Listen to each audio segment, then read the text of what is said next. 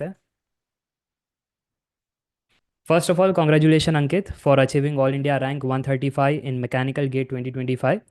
और इनके मार्क्स थे 83.33 एंड गेट स्कोर था 843। तो अपने जर्नी के बारे में बताना, कैसे आपने प्रिपरेशन की, कौन से कॉलेज से हो। Thank you sir for sir. मैंने 2021 में सर एम टेक अपना बीटेक कंप्लीट किया सर। उस उसी टाइम सर फाइनल ईयर में सर प्रिपरेशन की थी अन अकेडमी से। आपसे सर मैथ देखा था। उसके बाद सर 2022 में सर गेट क्लियर हो गया था, फिर आईआईटी खड़गपुर ज्वाइन किया एमटेक के लिए। उसके बाद सर इस साल फिर से ट्राई किया गेट के लिए। और सर ओके। तो यस सर।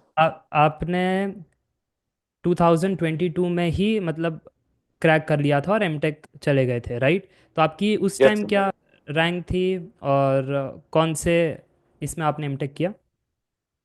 यस सर, मैंने sir manufacturing science and engineering में किया सर। और उस टाइम सर मेरी 1300 रैंक थी। यस तो सर। कौन से कॉलेज से किया आपने? आईआईटी खड़गपुर से सर। आईआईटी खड़गपुर से आपने किया। और बीटेक कहाँ से किया था आपने? हाँ सर, आनंद इंजीनियरिंग कॉलेज सर, आगरा से ही हूँ सर, मैं वहीं से किया आगरा सर दिल्ली बीटेक। से आप हो। ओके। यस।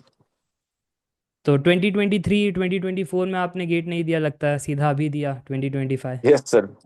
यस ऐसा सर, क्यों? वहां से सर मैंने सोचा था सर कि एमटेक से ही सर कोई प्राइवेट कंपनी ज्वाइन करूंगा सर। उसके बाद जैसे जैसे सर्कमस्टेंसेस सर चेंज हुए, उस हिसाब से सर मैंने फिर से मन बनाया गेट देने का। ओके। तो इस बार तो आपको मिल ही जाएगा पीएसयू, तो मुझे लगता है पीएसयू के लिए ही आपने ये गेट दिया है इस बार। Yes sir. ओके, बढ़िया। आते हैं आपकी प्रिपरेशन पर। जैसे आपने कितने अटेम्प्ट लगाए? मुझे तो लगता है आपने तो पहली अटेम्प्ट में आपको आईआईटी मिल गया था, और ये शायद दूसरा ही अटेम्प्ट होगा। जैसे थर्ड अटेम्प्ट है सर मेरा। थर्ड है तो आपने फाइनल ईयर में एक अटेम्प्ट दिया था। यस सर, फाइनल ईयर में एक अटेम्प्ट दिया था, उसके बाद सर एक साल ड्रॉप लिया, उसके बाद सर एमटेक, और सर ये तीसरा अटेम्प्ट है सर। ओके। ओके, तो ये आपका थर्ड अटेम्प्ट है, एक साल आपने ड्रॉप लिया। तो ये वीडियो उनके लिए इंपॉर्टेंट होगा जो ड्रॉप ले करके पढ़ाई करना चाहते हैं। तो बहुत सारे स्टूडेंट्स के सवाल होते हैं, सर ड्रॉप लेना चाहिए कि नहीं लेना चाहिए, रिस्क इन्वॉल्व होते हैं, फिर फाइनेंशियल दिक्कतें होती है। तो आपने कुछ ऐसी फेस की थी दिक्कतें? अगर की थी तो आपने कैसे ओवरकम किया? यस सर, मैं सर 2021 में सर आपकी वीडियो देखता था तो सर आप समझाते रहते थे कि फाइनेंशियली स्ट्रांग बनना है तो थोड़ा सा रिस्क तो लेना ही पड़ेगा। जैसे 21 में जब प्रिपरेशन की तो मेरे 48 मार्क्स आए थे, तो जैसा मैं सोच रहा था उतने नहीं आए, काफी सारी मिस्टेक्स हो गई। उसके बाद मैं आपकी वीडियो देखता था तो कॉन्फिडेंस था कि हाँ मैं कर पाऊंगा। तो कॉन्फिडेंस मेन है गेट का, पूरा मुझे लगता है कॉन्फिडेंस ही है। कॉन्फिडेंस है तो उधर मिस्टेक्स भी कम से कम होंगी, वरना फिर सेल्फ डाउट आते हैं और उसके बाद बार बार कैलकुलेशन चेक करना, ये सब उधर फिर दिक्कत होने लगती है। तो कॉन्फिडेंस अगर एक बार आ जाता है उसके बाद चीजें होने लगती हैं आसानी से। ओके। ओके, तो कॉन्फिडेंस इज़ द की। तो मुझे बताना है कॉन्फिडेंस के पीछे क्या आपके स्ट्रैटेजीज और सीक्रेट्स हैं। तो सर जब मैं टेक्निकल सर में पढ़ा था मारुति तिवारी सर से, और राजीव सर से मैन्युफैक्चरिंग पढ़ा था, और आपसे मैथ पढ़ा था। तो सर जब मैं दिया तो मैंने एनालिसिस की सर पेपर देने के बाद, तो बहुत सारी मिस्टेक्स थी, वो कैलकुलेशन मिस्टेक्स, या फिर बहुत जल्दबाजी में क्वेश्चन पूरा नहीं पढ़ा, बस कर दिया। और जब बाद में आगे पता चला, तो जब पेपर से निकला तो कॉन्फिडेंट था कि हाँ निकल गया मेरा, लेकिन जब बाद में चेक किया तो पता चला कि बहुत सारी मिस्टेक्स हो गई। उसके बाद सारी चीजें मैंने एकोमोडेट की। और जब मैं फर्स्ट टाइम प्रिपरेशन करता था तो पूरी रात जाग जाग के प्रिपरेशन करता रहता था। तो फिर मैंने समझा कि थोड़ा सा दिमाग को भी शांत रखना है पूरी प्रिपरेशन के लिए। तो वो सारी चीजें, मैं जितने फैक्टर मुझे मिसिंग लग रहे थे सारे फैक्टर्स मैंने समझे, उसके बाद सारी चीजें अप्लाई करके देखी कि इससे होता है तो ठीक है, वरना फिर आगे और कुछ देख लूंगा। तो होपफुली सब कुछ ठीक रहा, और सर उस साल बेटर रिजल्ट आया सर मेरा। तो आपका ये कहना है कि सारी रात जग के पढ़ाई करना सही नहीं है, तो आपके हिसाब से क्या टाइमिंग होनी चाहिए, कितने घंटे डेली पढ़ने चाहिए, कैसे होना चाहिए प्रिपरेशन? सर थोड़ा बेसिकली क्या होता है सर कि रात को 12-1 बजे तक तो ठीक रहता है, उसके बाद सर आधा समझ में आता है। और गेट पूरा कॉन्सेप्चुअल है सर, तो कॉन्सेप्ट समझ में ही आएंगे, लेकिन सर सुबह तक दिमाग फोकस्ड कम रहेगा। तो सर जब गेट में देने जाते हैं तो सर लगता है कि आ रहा है क्वेश्चन, लेकिन पूरा तरीके से आंसर नहीं आता। जैसे एनईटी क्वेश्चन करना है, उसका पूरा जब तक नहीं पता है तो कहीं ना कहीं थोड़ी भी प्रॉब्लम हो गई मतलब पूरा क्वेश्चन गया। तो बहुत फोकस्ड रहने की जरूरत रहती है पूरे पेपर में, तो वही फोकस प्रिपरेशन के टाइम पे भी चाहिए। तो इंश्योर कर लेना चाहिए मेरे हिसाब से सर। ओके, तो आपके हिसाब से कंसेप्ट क्लैरिटी और फोकस चाहिए। बाकी डेली आप कितने घंटे पढ़ाई करते थे? सर मैं 10 घंटे से मिनिमम पढ़ता था डेली। 10 घंटे डेली कंसिस्टेंटली एवरी डे, कोई स्किप नहीं? Yes sir. Yes sir. Okay two so. Thousand twenty two वाले अटेम्प्ट में सर 6 महीने मैंने प्रिपरेशन की थी। 3-4 महीने सर ऐसे ही निकाल दिए थे। तो ऐसे ही सर मैं 2021 वाले में भी सर टाइम लगता है सर धीरे मुझे थोड़ा सा आने में कि हाँ आ रही हैं चीजें, आ रही हैं, तो सर 1-2 महीने ऐसे ही निकल जाते हैं। तो उसमें लेकिन एक बार जब हो जाता है कि हाँ अब करना है, तो उसके बाद सर मैं पूरा 10 घंटे तो मिनिमम देता ही था सर डेली। तो 10 घंटे जब आप देते थे तो मुझे ऐसा लगता है कि फुल नोट्स आप बना रहे हो। Yes sir, full note sir मैंने बनाए थे। उसके बाद सर अगला रिवीजन फिर से किया था, तो शॉर्ट नोट्स बनाए थे। उसके बाद पीवाईक्यू किए थे। और बीच बीच में पीवाईक्यू करता था, कोई चीजें मिस होती थी तो वो पीवाईक्यू में क्वेश्चन स्ट्रेटेजी ऐड करता रहता था कि हाँ ये वाला क्वेश्चन न्यू टाइप का है तो इसको ऐसे सॉल्व कर सकते हैं। ओके, तो यही होता है कि स्टूडेंट्स को दिक्कत होती है कि नोट्स बनाना चाहिए या नहीं बनाना चाहिए। तो आपके इंटरव्यू से ये तो क्लियर हो रहा है कि फुल नोट्स आपने बनाए थे, शॉर्ट नोट्स भी बनाए थे, और आप गेट के पीवाईक्यूज में कुछ अगर नया मिल जाता है तो वो नोट्स में फिर ऐड कर देते थे। क्योंकि ऑब्वियसली यस सर। बात है, सब कुछ पढ़ा पाना एक टीचर के लिए वो पॉसिबल भी नहीं होता है, कुछ नई चीज़ें हमें हमेशा पीवाईक्यू से मिलती भी हैं, राइट? यस। तो ये आपका कहना है। अच्छा, अब क्योंकि मेरा इंटरव्यू एकदम ब्लंट रहता है, ओपन टू डिस्कशन, आप कोई भी कोचिंग का नाम ले सकते हो, कोई भी टीचर का, तो इसलिए मैं आपसे ये जानना चाहता हूँ कि अगर कोई मैकेनिकल का गेट आस्पिरेंट है जो 2025 लिखना चाहता है, तो सब्जेक्ट्स बहुत सारे हैं, कोर के हैं, नॉन कोर के हैं। तो पहले तो हम नॉन टेक की बात कर लेते हैं, मैथ्स एंड एप्टी। उसके लिए आपने कौन से टीचर्स को फॉलो किया वो बताइए, फिर बाद में हम टेक पर जाएंगे, ताकि उनको एक आइडिया रहे कि आपने सब्जेक्ट्स के लिए कौन से टीचर्स को फॉलो किया था। सर मैथ्स के लिए सर मैंने आपको ही 2 बार सर पूरा सिलेबस देखा था आपका मैथ का। और सर एप्टीट्यूड के लिए परमुटेशन, कॉम्बिनेशन, क्लॉक, ये 3-4 कंसेप्ट जो सर मेन रहते हैं स्पेशली एप्टीट्यूड के पीवाईक्यू जो आप कराए थे यूट्यूब पे, वो सब देख के सर कर लिया था सर। ओके, और टेक की अगर बात करें तो टेक्निकल में सब्जेक्ट्स और टीचर्स के आप नाम बता सको। सर मैं mostly sir subject Maruti Tiwari sir से किया था। डिजाइन के जितने सब्जेक्ट थे, SOM, TOM, MD, FM, thermo, और जो पावर प्लांट वाला जो पोर्शन था वो कुलकर्णी सर, प्रवीण कुलकर्णी सर से किया था। और sir industrial Praveen Kulkarni sir से किया था। उसके अलावा सर जो मैन्युफैक्चरिंग का पूरा पोर्शन था वो सर राजीव सिंह सर से किया था। ओके, तो मुझे लगता है कि स्टूडेंट्स को एक पूरा प्रॉपर आइडिया आ चुका है सब्जेक्ट्स के लिए आपने कौन से टीचर्स फॉलो किए। अच्छा, ये बताना, स्टैंडर्ड बुक्स को लेकर के बहुत डाउट आता है कि अब जो भी हमारे टेक के सब्जेक्ट्स है, हर एक सब्जेक्ट के लिए 2 स्टैंडर्ड बुक होती है। तो अब गेट की प्रिपरेशन तो 1 साल की है, उसमें हमको 10 सब्जेक्ट पढ़ने हैं। तो दो दो स्टैंडर्ड बुक का अगर हिसाब लगाए तो 20 बुक कहाँ से पढ़ पाएंगे? तो आप बताना कि आपने क्या स्ट्रैटेजी लगाई, क्या स्टैंडर्ड बुक्स पढ़े थे या नहीं पढ़े थे? सर गेट के लिए सर स्टैंडर्ड बुक्स की जरूरत मुझे इतनी नहीं लगती है। बेसिकली अगर करना है थोड़ा सा कन्वेंशनल क्वेश्चन, तो ईएससी वगैरह के थोड़ा सा क्वेश्चन कन्वेंशनल वाले कर सकते हैं। बाकी सर स्टैंडर्ड बुक जितने टीचर्स होते हैं उनके पास बहुत क्रिस्प नोट्स रहते हैं जितना जरूरत है गेट के लिए स्पेशली। 2022 में पेपर बहुत टफ आया था मैकेनिकल का, तो इवन उसमें भी टैकल कर पाया था मैं टीचर से पढ़ने के बाद। तो ऐसा लगा नहीं कि स्टैंडर्ड बुक्स की जरूरत थी। इस बार तो सर इजी था पेपर, तो जरूरत बिल्कुल नहीं थी इस बार के हिसाब से तो। लेकिन 2022 में सर हार्ड था पेपर, फिर भी सर जरूरत लगी नहीं। नोट्स एनफ थे सर टीचर्स के। ओके, तो ये कंक्लूजन बनाए कि अगर एक्सपीरियंस टीचर है तो उन्होंने ऑलरेडी पढ़ रखा है स्टैंडर्ड बुक, और अच्छा। उन्होंने गेट के पीवाईक्यूज भी सॉल्व कर रखे हैं, तो उनको पता होता है कि एग्जैक्टली कहाँ पर जोर देना है, कौन से यस डेरिवेशंस सर। आपको नहीं करने होते हैं, कौन से कंसेप्ट में डेप्थ में नहीं जाना है, कौन से कंसेप्ट में डेप्थ में जाना है। तो वो ऑलरेडी फिगर इट आउट कर लेते हैं। तो अगर आप एक अच्छे टीचर को फॉलो करते हो तो ये आपका टाइम सेव हो जाता है, इन शॉर्ट। यस सर, जैसे आपने सर 4 ईयर सीरीज कराई थी तो आपने सर बेसिक बेसिक उसका बता दिया, तो उसमें 1-2 घंटे दिए। और उसमें बेसिक क्वेश्चन आया था, तो वो 2022 की बता रहा हूँ सर। तो 4 ईयर सीरीज से बेसिक क्वेश्चन आया था कि ऑड के लिए कौन सी सीरीज रहती है, साइन टर्म्स आते हैं, तो वो सर सिंपल बता था, कर दिया।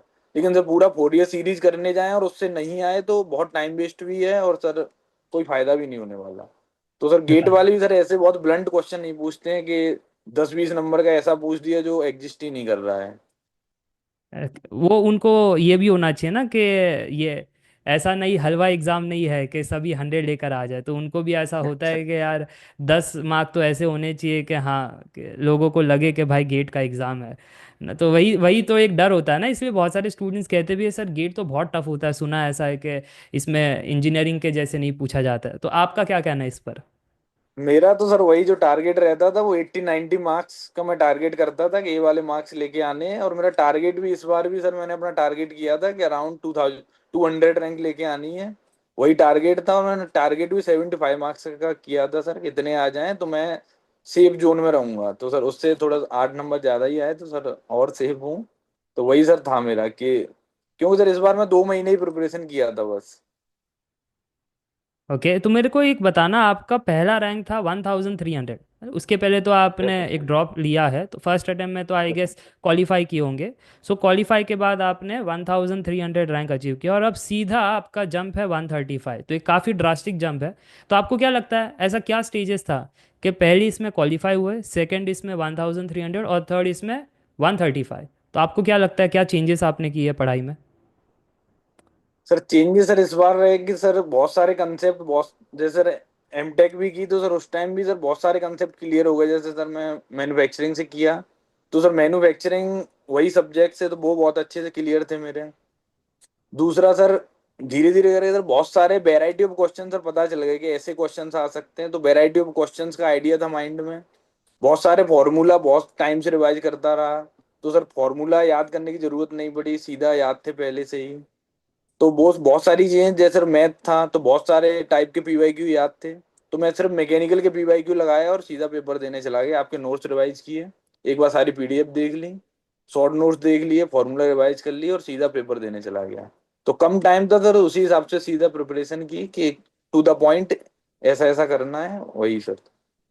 ओके, तो इन शॉर्ट आपका यही कहना है, अगेन जोर इसी पर रहेगा कि कंसेप्ट क्लैरिटी तो फर्स्ट है। दूसरा, आपको रिवीजन भी उतना ही करना है, भले बोरिंग लगे बट बार बार करना पड़ेगा, तब जा करके याद रहेगा। यस इतने सारे कॉन्सेप्ट से इतने फॉर्मूला, तो एक दो बार रिवीजन से काम नहीं बनेगा, मैक्सिमम टाइम आपको करना है। और फिर आपने कहा कि सर। पी वाई क्यूज़ एक ऐसा ब्रह्मास्त्र है जिससे पूरा आइडिया आ जाता है कि अपकमिंग एग्जाम में कौन से लेवल के आएंगे और कैसे टैकल करना है। यस सर, उसके अलावा सर टेस्ट सीरीज भी सर मेन रहती है, वो भी देते रहनी है। और क्योंकि वैरायटी ऑफ क्वेश्चंस पता चलते हैं और वैरायटी ऑफ सब्जेक्ट से एक साथ टैकल करना सर वो मेन रहता है। कभी कभी माइंड रहता है तो वो इजी क्वेश्चन होगा लेकिन तब भी रिकॉल ही नहीं करता चीजों को। तो जब वो सर डिफिकल्टी पहले ही फेस कर लोगे तो सर टेस्ट में वो वाली डिफिकल्टी फेस करेंगे तो सर बेटर रहता है सर वहाँ अच्छा, पे। तो ये बताना आपने कितनी टेस्ट सीरीज लिखी थी? सर मैं एक ही टेस्ट सीरीज लेता था सर, नहीं, नंबर ऑफ टेस्ट दोनों सीरीज बार। आपने कितने सर लिखी? 14 सर टेस्ट दिए थे सर मैंने टोटल। 14 टेस्ट दिए थे, और कब दिए थे? सर मैं दिसंबर से देना स्टार्ट किया था सर, और हर 2-3 दिन पे एक टेस्ट देता था।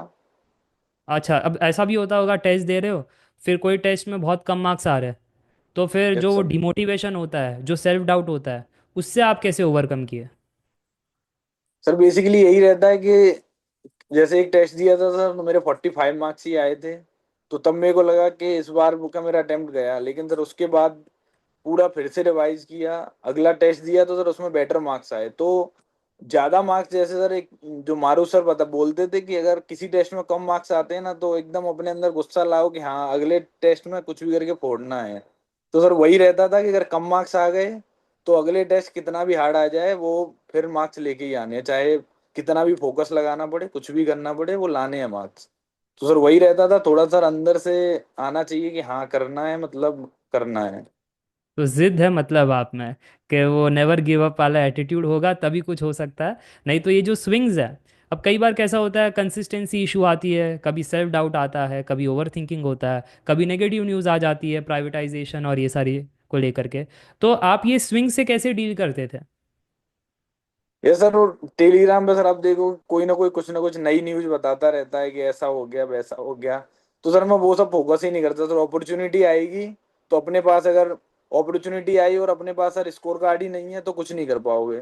तो पहले स्कोर कार्ड हो, उसके बाद सर सारा डिस्कशन होता रहेगा कि हाँ प्राइवेटाइजेशन हो रहा है, इस बार सीबीटी ले रहे हैं, जो करना है करते रहो सर, अपने पास स्कोर कार्ड है अरे सर आईयूसीएल इस बार वैकेंसी निकाल दे और अपने पास स्कोर कार्ड ही नहीं है तो कोई मतलब ही नहीं उस चीज का। तो पहले सर स्कोर कार्ड हो, उसके बाद बाकी सर सब कुछ देखते रहेंगे क्या क्या करना है। ओके, सो तो यही फर्स्ट थिंग रहता है सर फर्स्ट। मेरा।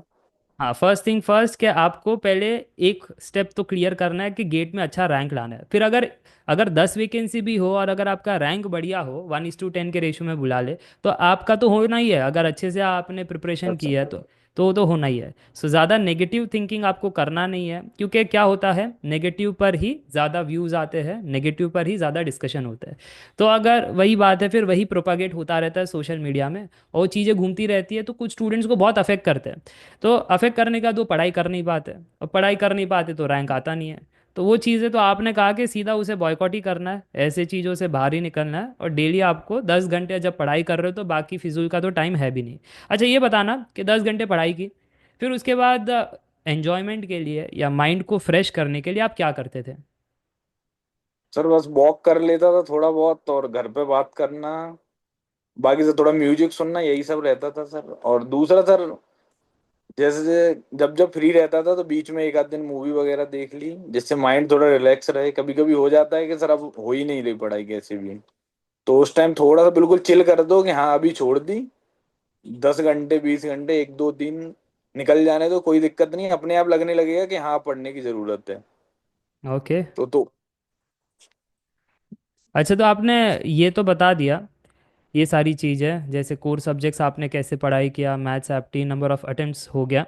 स्ट्रैटेजी में अगर मैं ये कहूँ, एक आइडियल स्ट्रैटेजी क्या होनी चाहिए? अब क्योंकि आपने 2-3 बार ही पढ़ाई की है, तो आपका कैसा है कि थोड़ा अभी किया थोड़ा बाद में, ऐसे करके कवर हुआ। बट अगर किसको अगर एक ही साल में ख़त्म करना है, कि मैंने पढ़ाई किया 1 साल की प्रिपरेशन, और मुझे AIR अंडर 100 लेकर आना है, तो आपके हिसाब से उसकी स्ट्रैटेजी क्या होनी चाहिए? सबसे पहला है सर अपना सिलेबस पूरा कंप्लीट करें। दूसरा सर शॉर्ट नोट्स बनाए। और सर शॉर्ट नोट्स बनाने के साथ में, जब शॉर्ट नोट्स बनाए तो साथ में पीवाईक्यू लगाता चले साथ के साथ। और सर कम से कम 2 से 3 बार सर पीवाईक्यू लगाना मस्ट है सर, उससे ही सर पता चल पाता है। एक तो स्पीड बनती है सर उससे, कॉन्फिडेंस बिल्ड होता है, और तीसरा सर मिस्टेक्स पता चलती हैं कि हाँ ये सिंपल क्वेश्चन था, मैंने पहले भी कर रखा था फिर भी मैंने गलत कर दिया। तो वो सर पता होना बहुत जरूरी है कि खुद जब सर क्वेश्चन कर लेते हैं ना पीवाईक्यू, तो एक बार में ही लगने लगता है कि अब मुझे सब आने लग गया है। पीवाईक्यू तो मैं बिल्कुल कर ही दूंगा, लेकिन जब कोई पीवाईक्यू सिंपल पीवाईक्यू गलत होता है तब थोड़ा सा ईगो को लगता है कि हाँ करने की जरूरत है अभी ध्यान से। तो सर वो मेन है सर, पीवाईक्यू करो बार बार, जिससे कि मिस्टेक्स पता चले। सबसे इंपॉर्टेंट है अपनी मिस्टेक पता चलना बस सर गेट में। और जो कि कोई और बता नहीं सकता, वो तो सेल्फ एनालिसिस से ही पता चलेगी। Yes sir. ओके, अच्छा ये बताना, आप जैसे कह रहे हो कि पढ़ो भी, रिवाइज भी करो, PYQs भी करो, तो कोई स्पेसिफिक स्ट्रैटेजी है कि पहले सिलेबस ख़त्म करे सितंबर तक, उसके बाद रिवीजन करे, फिर बाद में PYQ करे, या फिर मंडे टू फ्राइडे कंसेप्ट पढ़े, सैटरडे को मंडे टू फ्राइडे जो पढ़ा है उसको रिवाइज करे, और संडे को PYQs करे? ऐसा कोई स्ट्रैटेजी आपने फॉलो किया या आपके जहन में है तो वो भी शेयर कीजिए। सर मेरा सर ये रहता था जैसे मैथ और एप्टी 30 मार्क्स का रहता है अराउंड। तो मेरा एक साइड में हमेशा मैथ और एप्टी चलता रहता था। आपकी 2 घंटे की क्लास रहती थी तो मैं डेली लाइव क्लास करता था आपकी 2 घंटे की। उसके बाद सर टेक्निकल सब्जेक्ट एक साथ में करते रहना। और क्योंकि मैथ सर बहुत लंबा चलता था, 3 महीने 4 महीने का चलता था, तो मैथ से चलता ही जा रहा है, साथ में एप्टीट्यूड बीच बीच में देखते जा रहे हैं। और सर एक टेक्निकल सब्जेक्ट जैसे ही कंप्लीट हुआ दूसरा स्टार्ट हो गया, और शॉर्ट नोट्स अपने बनाए। और सर जब भी टाइम मिला पीवाईक्यू करते जाओ। मैथ जैसे सर आपका वेक्टर कैलकुलस हो गया एक बार, तो वेक्टर कैलकुलस से और सर जैसे आइगन वैल्यू आइगन वेक्टर, तो वो सर इंपॉर्टेंट इंपॉर्टेंट चैप्टर है ना उनके सर बार बार पीवाईक्यू करते ही रहो, क्योंकि वहां से सर फिक्स मार्क्स हैं। तो जो फिक्स मार्क्स जो लग रहे हैं वो सर अपने पॉकेट में रखने हैं कि हाँ इनको करके रखना है। बाकी न्यू आएगा वो सबके लिए न्यू आएगा। तो सर वही रहता था मेरा, जो मुझे पता था कि ये वाले चैप्टर्स रिपीट होते हैं हर बार, तो वो मैं बहुत अच्छे से सर करता रहता था बार बार। ओके, तो आइडिया आ चुका है कि अगर आपको फ्री टाइम मिले तो फ्री टाइम में आपको ट्राई करते रहना है PYQs करूँ, क्योंकि वो भी एक काइंड ऑफ रिवीजन ही हो जाता है। तो और इससे आपका अच्छा। कॉन्फिडेंस भी बिल्ड होता है। अच्छा, अब मेरे को ये बताना, आपके ये जो 2021 में आपने अटेम्प्ट दिया था, आपने थर्ड ईयर में अटेम्प्ट क्यों नहीं दिया? नॉलेज ऑफ गेट एग्ज़ाम आपको कब पता चला, और फिर सर कैसे आपने प्रिपरेशन स्टार्ट किया? तो 2021 से ही सर स्टार्ट हुआ था कि थर्ड ईयर वाले गेट दे सकते हैं, तो सर मैं तब तक फाइनल ईयर में आ चुका था सर। ओके। एक तो ये था सर, दूसरा सर गेट सर मैं फर्स्ट ईयर में था, तो तभी सर कुछ सीनियर्स थे वो प्रिपेयर करते थे। तो उस टाइम सर इतना पढ़ाई में अच्छा भी नहीं था सर, लेकिन उस टाइम मुझे मैकेनिक्स अच्छा लगता था करना। तो गेट के मैं एक बार पीवाईक्यू देखा मैकेनिक्स के, वो सारे मैं कर दिया। तो उसके बाद सर लगा कि ये ये तो क्वेश्चंस मैं कर ही पा रहा हूँ, तो एक बार प्रिपरेशन भी शुरू कर देता हूँ। तो सर सेकंड ईयर से ही धीरे धीरे पढ़ना शुरू कर दिया कि हाँ करना है तो प्रिपेयर रहो, कि फाइनल ईयर में जब आऊँ तो अच्छे से प्रिपेयर कर पाऊँ। तो सर वहीं से सर स्टार्ट हो गया था। ओके। तो बेसिकली आपके मेंटोर्स आपके सीनियर ही थे, क्योंकि वो प्रिप कर अच्छा रहे थे, तो आपको पता है कि हाँ हमको भी गेट देना, और गेट के थ्रू ये अपॉर्चुनिटीज़ होती है, क्योंकि कॉलेज अच्छा कैंपस में पीएसयूज आती नहीं है। और कोई उनका अलग से एग्ज़ाम तभी होता नहीं था, गेट को ही उन्होंने तवज्जो दिया था कि इसी से करना है। अब तो थोड़े थोड़े पीएसयूज अपना एग्ज़ाम भी निकाल रहे हैं, तो स्टूडेंट्स के लिए क्या है, एक बेनिफिट हो जाता है कि रिस्क कम हो गई।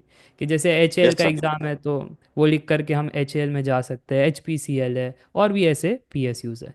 ओके। तो ये आइडिया आ चुका है। अच्छा, मेरे को ये बताना कि कंसिस्टेंट रहने के लिए आपने कौन सी हैबिट फॉलो की है। अक्सर कंसिस्टेंट हम रह नहीं पाते, कोशिश कितना भी करें, कुछ ना कुछ काम आ जाता है कॉलेज में, या कहीं पर कुछ फंक्शन आ जाता है, हेल्थ डाउन हो जाती है, और जो प्लान किया होता है टाइम टेबल कि ये दिन में इतना होना चाहिए, इस हफ्ते इतना होना चाहिए, ये महीने का ये गोल है, और वो गोल छूट जाता है, और गोल हमेशा आगे आगे भागता रहता है। तो आपने वो कैसे कंसिस्टेंट रह करके मैनेज किया। सर मेन था सर मेरा कि मैं लाइव क्लासेस करता रहता था, जिससे सर मेरा फिक्स रहता था। जैसे मारू सर की 3 से 4 घंटे की लाइव क्लास होती थी, आपकी 2 घंटे की। तो मेरा 6 आवर फिक्स रहता था कि ये तो कर होना ही है मुझे। कोई भी फंक्शन हो कुछ भी हो सर, मैं जाता ही नहीं था। मेरे ओके। को ये 6 घंटे क्लास कर लेनी, उसके बाद ही कहीं जाना है। तो वो सर मेरा फिक्स रहता था। उसके बाद सर कभी कभी सर पढ़ाई छूट जाती थी, जैसे अगर पीवाई क्यू नहीं कर पाए सर, नोट्स नहीं बना पाए, शॉर्ट नोट्स नहीं बनाए, तो वो सर अलग रहता था। लेकिन मेरे को 6 घंटे लाइव क्लास करनी है, मतलब करनी है, वो सर मेरा रहता था। तो कभी भी सर मैं 2 क्लास से ज्यादा लैग होने ही नहीं दिया सर अपनी पूरी प्रिपरेशन में। ओके। तो मतलब आप एकदम फोकस्ड ही थे कि सैक्रिफाइस करना पड़े तो कर लेंगे, बट प्रिपरेशन को तो पहले प्रायोरिटी पर रखेंगे, बाकी सब सेकेंडरी। ओके। तो आपसे आइडिया आ रहा है कि आप कैसे चीज़ों को एनालाइज कर रहे हो, कैसे चीज़ों को कैरी कर रहे हो। शॉर्ट नोट्स पर भी आपने बता दिया। अच्छा, अगर किससे गेट पीवाईक्यूज नहीं बन रहे, मान लो कि अच्छे से पढ़ाई किया बट गेट पीवाईक्यूज नहीं बन रहे, और तो फिर उसको कैसे हम एनालाइज करें कि कहाँ पर मिस्टेक थी, क्योंकि कई बार स्टूडेंट्स कहते हैं सर लेक्चर दोबारा देख लिया फिर भी नहीं बन रहा है, सर रिवाइज दोबारा कर लिया फिर भी नहीं बन रहा है। तो क्या आपके साथ भी ऐसा होता था, और अगर हाँ तो फिर इसको कैसे ओवरकम किया। ये सर जब स्टार्टिंग में सर प्रिपरेशन शुरू करते हैं तो सबके साथ सर ऑलमोस्ट होता ही है सर। तो वो एक सर मैम थी उस टाइम पे, जब मैं पहली बार तैयारी कर रहा था, तो अभी बार्क में है वो। तो मैं उन्हीं से पूछता था कि ये वाला क्वेश्चन, जैसे सर तो 2 लाइन में उसको बता देते थे, तो मेरे को एलो थोड़ा सा समझना रहता था कैसे हुआ है, तो बहुत मुझे सॉल्यूशन करके भेजती थी। तो एक तो वो हो गया सर। दूसरा सर मैं बहुत सारे पीवाईक्यू के सॉल्यूशन देखता रहता था कि ये ऐसे सॉल्व किया है, ऐसे सॉल्व किया है। तो डिफरेंट डिफरेंट मेथड सर पता चले कि हाँ ऐसे सॉल्यूशन हो सकता है। जैसे सर आप सर 3 3 तरीके से बताते थे, तो सर वो बहुत इंपॉर्टेंट है सर। 3 तरीके बताए हैं तो सर एक तरीका पेपर में सर कर ही जाएगा क्लिक, तो वैसा रहता था। तो भले ही सर वो थोड़ा सा लॉन्ग हो, लेकिन आप जैसे सर लीनियर अलजेब्रा जो आपने कराया, तो सर आप उसमें लेट करके बताते थे, ऐसे लेट कर लेना है फिर उसके बाद कर देना है। तो वो बहुत इंपॉर्टेंट है सर। तो डिफरेंट डिफरेंट मेथड्स बताएं तो कोई ना कोई मेथड उस टाइम प्रेशर में भी क्लिक करेगा। और सर एक ही मेथड बताया तो वो क्लिक नहीं किया तो नहीं किया। तो सर वेराइटी पता होनी चाहिए सर, कैसे करके एक ही क्वेश्चन को 2 3 तरीके से निकाल सकते हैं। ओके। तो जैसे आप कह रहे हो वैरायटी, तो अक्सर क्या होता है, जैसे आप कह रहे हो कि मैं आपको 3 मेथड्स बताता हूँ, तो मैंने काफ़ी बुक्स पढ़ रखी है, तो वहाँ से मुझे आइडिया आता है कि ऐसे थॉट प्रोसेस बनते हैं। अब जो टेक वाला पार्ट है आपका, टेक्निकल है, उसमें वैरायटीज़ क्या आपको प्रोफेसर ही देते थे, या फिर आपने 2 3 पब्लिकेशंस की पीवाईक्यू की बुक रखी थी और वहाँ से रेफ़र कर रहे थे। तो पीवाईक्यू तो एक ही रहता था। जैसे मारुति तिवारी सर का क्या रहता था कि वो एक ही, पहले उनका रहता है कंसेप्ट बिल्डिंग, तो सर वो कंसेप्ट बहुत अच्छे से बताते थे। उसके बाद सर वो जितने भी बुक्स से अच्छे अच्छे न्यूमेरिकल पॉसिबल हो सकते थे वो पीवाईक्यू कराते ही नहीं है अपनी क्लासेस में। तो जितने भी बुक्स से अच्छे अच्छे न्यूमेरिकल पॉसिबल होते हैं वो सारे न्यूमेरिकल्स करा देते हैं। तो सर वहां से सर पहले ही सर इतना कुछ हो चुका होता है सर कि हाँ अब मैं रेडी हूँ पीवाईक्यू करने के लिए। तो पी वाई क्यू तो सर बस उड़ाने रहते हैं उनसे करने के बाद तो सर। ओके।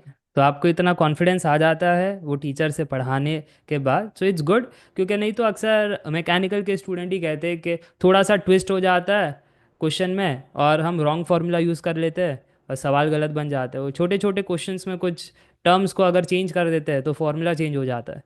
तो आपके साथ ऐसे सिली मिस्टेक्स हुए थे कभी? हाँ तो वो मिस्टेक तो सर गेट में सर होती रहती है सर। तो वही मैं बोला सर, मिस्टेक्स पता लगाना, उसको सर रखना कि हाँ ये वाली मिस्टेक मैंने की थी, तो अगली बार ट्राई करो वो वाली मिस्टेक ना हो।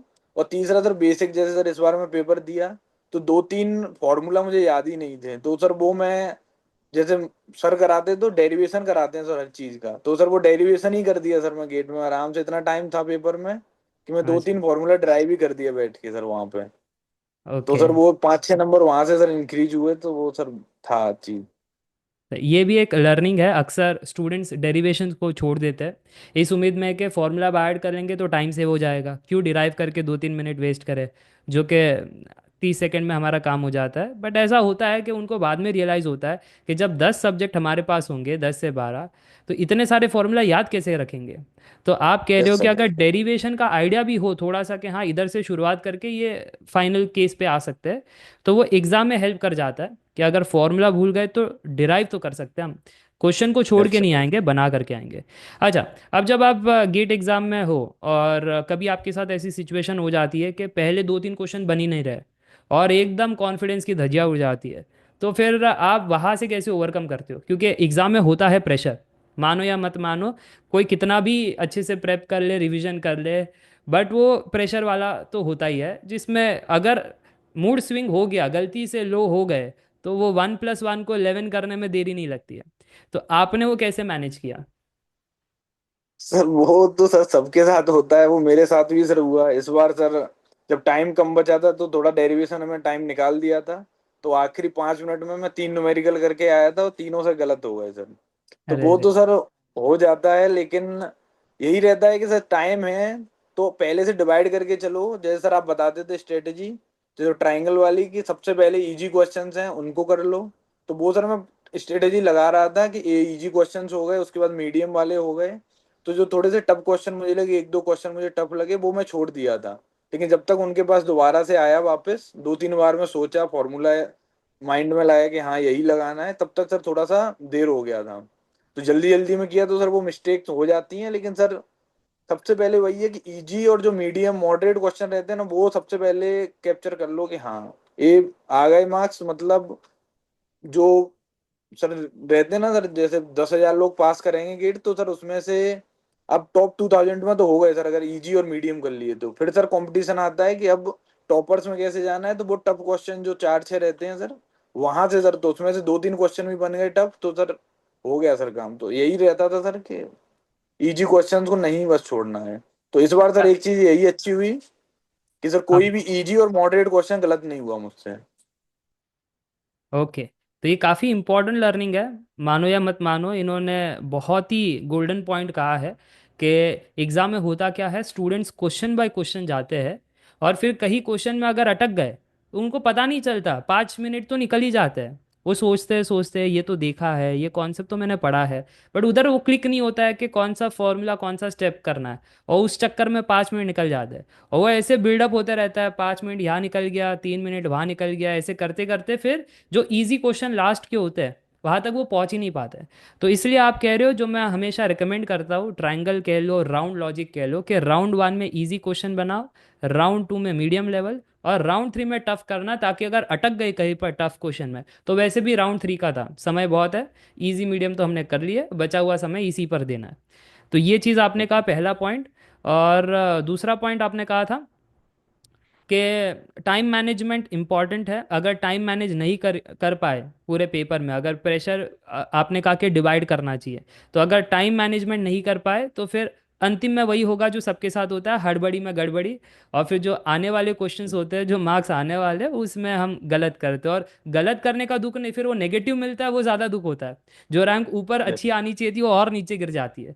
क्योंकि वही होता है ना, यस आपने कहा कि इजी मीडियम करने पर तो आप 2000 में आ गए, बात रहती है टफ की, कि जो कितना टफ करेगा उसके ऊपर रैंक चढ़ती रहेगी फिर। तो जब गलत कर लेते हो वो टफ में तो रैंक ड्रास्टिकली गिर जाती है, जो कि और बढ़िया आनी चाहिए थी। तो ये काफ़ी इम्पोर्टेंट है जो आपने ये पॉइंट कहा है। तो मुझे लगता है हमने सारे की पॉइंटर्स कवर कर लिए। और लास्ट का मेरा हमेशा एक क्वेश्चन रहता है कि top 3 golden tips for the upcoming GATE 2026 aspirants, आपके हिसाब से क्या रहेगा? सर मेरे हिसाब से सबसे पहले मैथ एप्टी बहुत अच्छे से करना है। दूसरा सर, एकदम कंसेप्ट अच्छे से बिल्ड करने हैं स्पेशली टेक्निकल सब्जेक्ट्स के। और तीसरा सर, पीवाईक्यू अच्छे से लगाने हैं along with test series. Okay, तो रिपीट कर देता हूँ, मैथ्स एंड एप्टी जो कि कंप्राइज करते हैं ऑलमोस्ट आज के इसमें 28 मार्क्स, तो वो आपको अच्छे से करना है। फर्स्ट आपने ये कहा, और अगर उतना भी कर लोगे तो गेट क्वालिफाई हो जाओगे। फिर दूसरा आपने कहा कि जो टेक्निकल सब्जेक्ट्स है उसके कंसेप्ट के आपके डेप्थ में जाना है। और अगर डेप्थ में नहीं गए तो फिर तो गेट एग्जाम में वो घुमा देंगे आपको, मीडियम और टफ लेवल के सवाल तो आप बना ही नहीं पाओगे। तीसरा आपने कहा कि पी वाई क्यूज़ और टेस्ट सीरीज करनी है, और उसी का फॉर्म में एक रिवीजन भी होता है उसमें, कि जितना पी वाई क्यूज़ करोगे, मिस करोगे, नोट्स में जाओगे, रिवाइज करोगे, वापस आओगे पी वाई क्यूज़ में, तो एक साइकिल है। तो उतना अगर आप करते रहोगे तो गारंटीड है ये सब करने से 80% आप तो आराम से निकाल लोगे। अगर पेपर में अटेम्प्ट कर रहे हो तो 80% आपका आ जाएगा। Okay, so thank you Ankit for joining. काफ़ी थैंक यू इंटरेस्टिंग ये सर। डिस्कशन रहा, और बहुत हेल्प करेगा हमारे कम्युनिटी को। और क्योंकि आपने सब कुछ डिटेल में बताया है, टीचर्स को लेकर के, आपकी जर्नी को लेकर के, आपके जो इम्पोर्टेंट एक्सपीरियंसेस थे कि कैसे आपने गलतियाँ की फिर आपने सीखा। क्योंकि कई बार यही होता है कि हम दूसरों की गलतियों से सीखते हैं, बट अगर ना पता हो कि वो गलतियाँ क्या है तो हमको ही गलतियाँ करके सीखनी पड़ती है। तो आपके साथ अच्छा। वैसा हुआ कि आपने फर्स्ट टाइम लिखा, गलतियाँ हुई, second time, and then finally third time में आपका बढ़िया रैंक आया।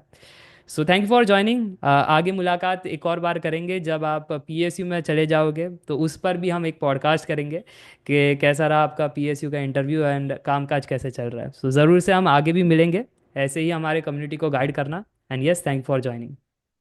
Thank you sir. Thank you.